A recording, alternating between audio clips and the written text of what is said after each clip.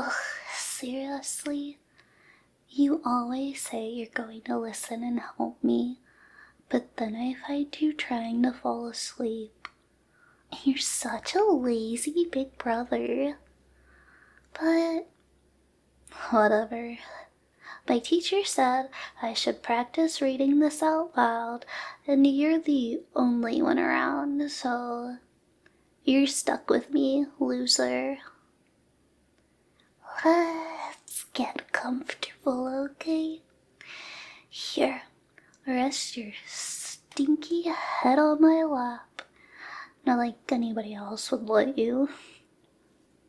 I'll try to keep my voice soft, nice and slow, so you can relax while I go through this.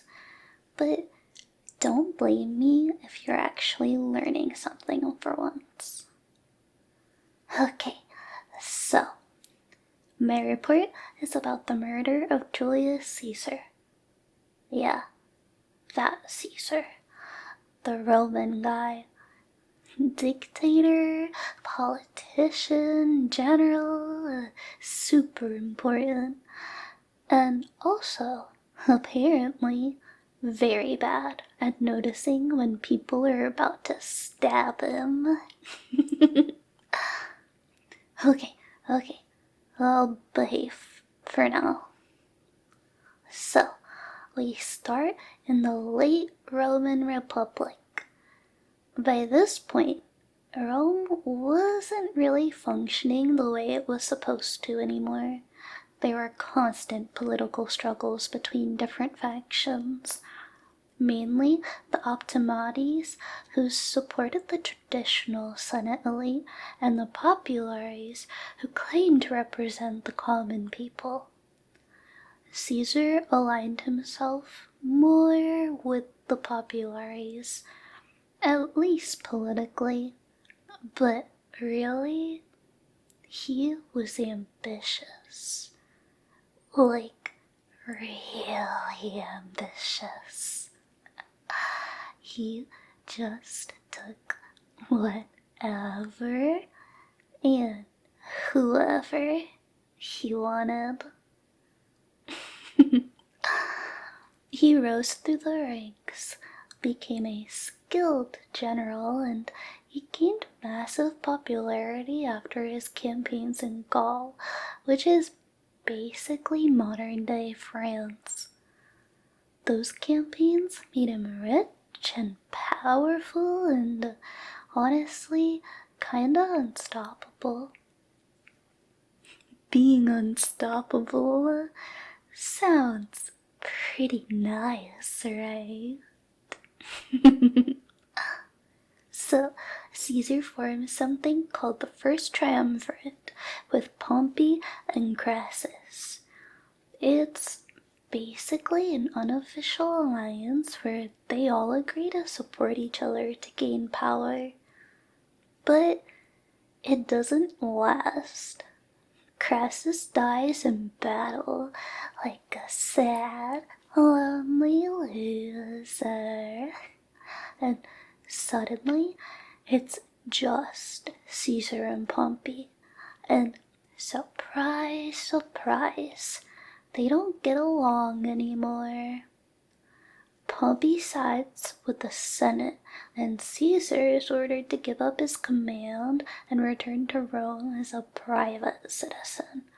And Caesar is like, yeah, nah. So instead, in 49 BCE, he crossed the Rubicon River with his army. And that was, illegal. Very illegal. Roman generals weren't allowed to bring their troops into Italy.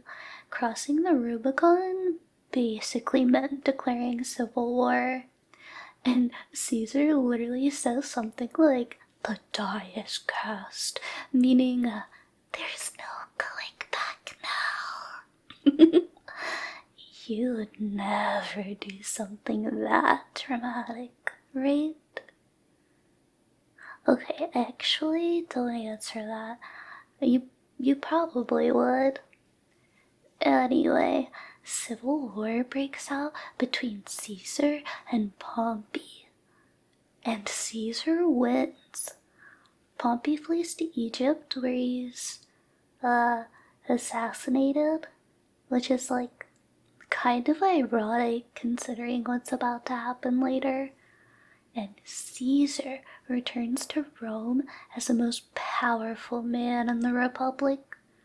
Now, here's where things start to make people nervous.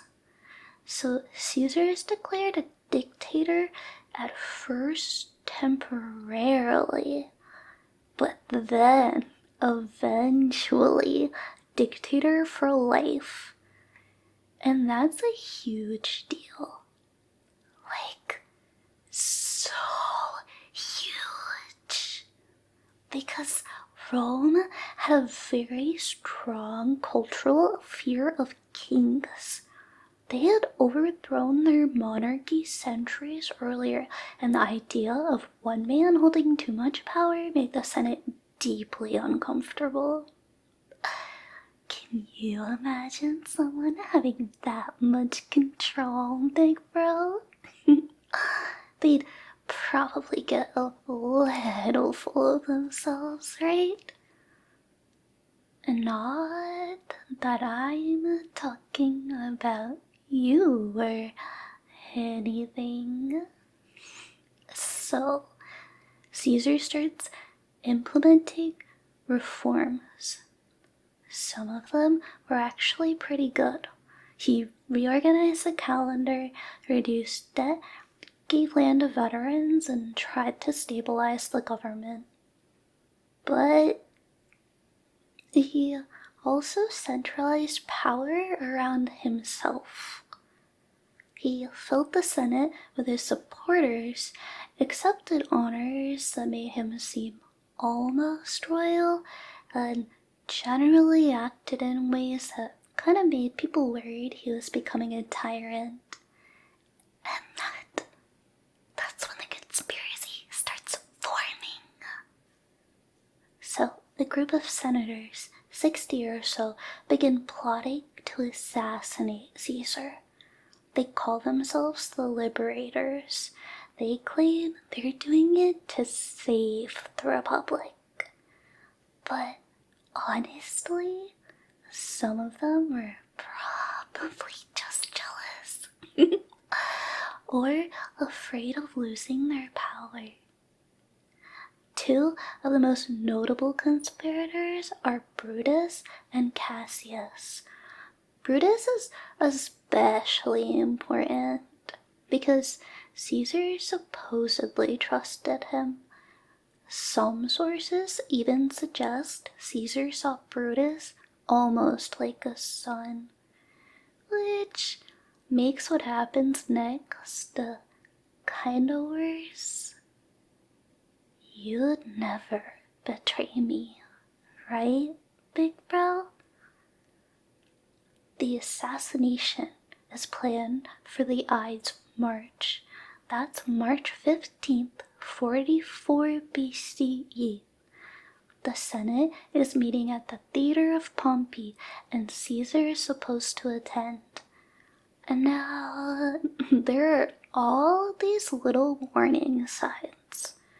Like, a soothsayer supposedly tells Caesar to beware the Ides of March. His wife, Calpurnia, has nightmares about his death and begs him not to go, and there are even rumors that he received written warnings about the plot. But Caesar ignores them all. You'd listen to me if I weren't you, right?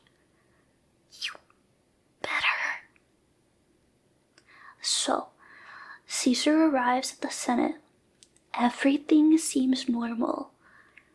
The conspirators gather around him, pretending to present a petition. One of them, Lucius Tullius Cimber, approaches and he grabs Caesar's toga like he's asking for a favor, distracting him. That's the signal. Suddenly, they attack. Caesar reacts, trying to defend himself. At first, he resists. He's confused, shocked, trying to understand what's happening. Then more senators join in, and they surround him, one by one, stab him. There are 23 stab wounds in total, though interestingly, only one of them is actually considered fatal. That's a lot, huh? It's like they weren't just trying to kill him. They were trying to make a point. And then Caesar sees Brutus. Depending on the source, his reaction changes. Some say he stops resisting the moment that he sees him. Like, that betrayal is what finally breaks him, and that's where the famous line comes from.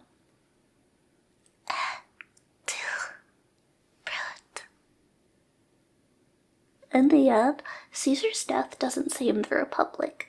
It actually helps lead to the collapse and the rise of the Roman Empire under Augustus.